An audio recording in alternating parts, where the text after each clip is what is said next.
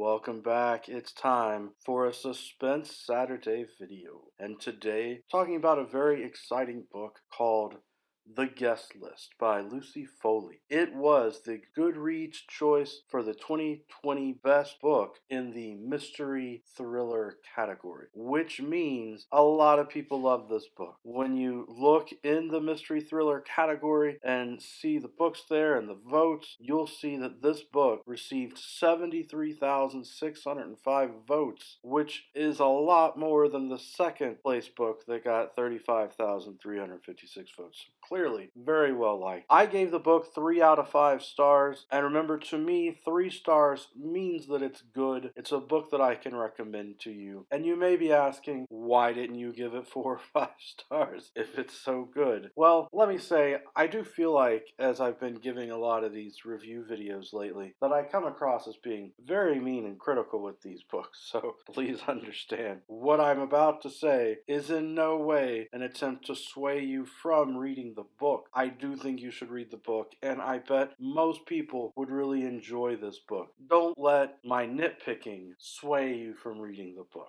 Don't let my nitpicking convince you to pass this one up. What I am critical about with the book is that probably when I went to read it, I misunderstood what the book was. I had the impression that this was kind of a whodunit mystery book, that there might be a detective or investigator trying to figure out who murdered someone. Maybe like an episode of a TV show where it's a murder mystery, something like Columbo questioning people. Or maybe like a Hercule Poirot novel written by Agatha Christie, where you've got a detective that's got to outsmart people and piece together impossible clues. I think I just approached the book perhaps with the wrong mindset, because that's not what it is. It is a mystery book, and it is a murder mystery in a sense, but you don't have that investigating detective type of character. What happens in this book, and I do think it's brilliantly written, and it's very different the way it's put together, and it's different in a good way, is that you have a lot of flashbacks, where really 90% of the book, you don't get to the dead body yet, really. Like at the beginning, some stuff happens and you're told, oh, someone's been killed, but you're not told who was killed. You get more flashbacks, and you're getting flashbacks that lead up to the murder, obviously. At some point, it again tells you that there's a dead body that's been found, and I think at that point, if I remember correctly, it didn't specifically say who it was, but I think it had become obvious from all the flashbacks who it was that was being murdered. And through these flashbacks, that are the point of views of different characters, you are getting motive of why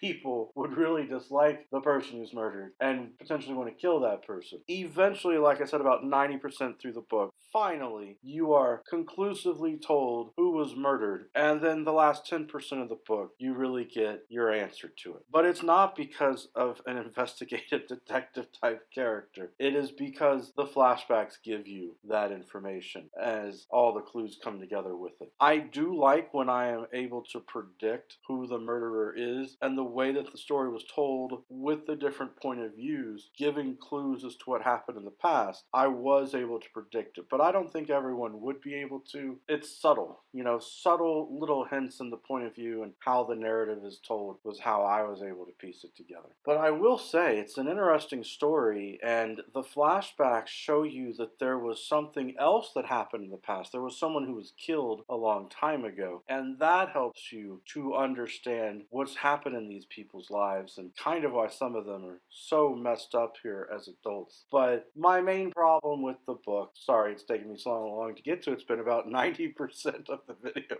probably, like the book, is that the characters seem mostly very unlikable. They come across as these arrogant, rich people who don't necessarily have a lot of redeeming qualities. Why do you care about some of these people? It's hard to feel for them until later in the book. There's a lot of build up to it to get to what they've been through and how that they've suffered. But I like it. I still like the book, and I think that a lot of people will enjoy the mystery. It's just not necessarily my favorite type of mystery. But it's fascinating. It's a bunch of people on an island, and someone is murdered. In most cases, you want to know who the murderer was. The funny part of this book is you are waiting to find out who was even murdered for a lot of the book. You might enjoy that extra little mystery element added into it. I hope that you enjoyed the book talk today. Every day is a good day for a book talk.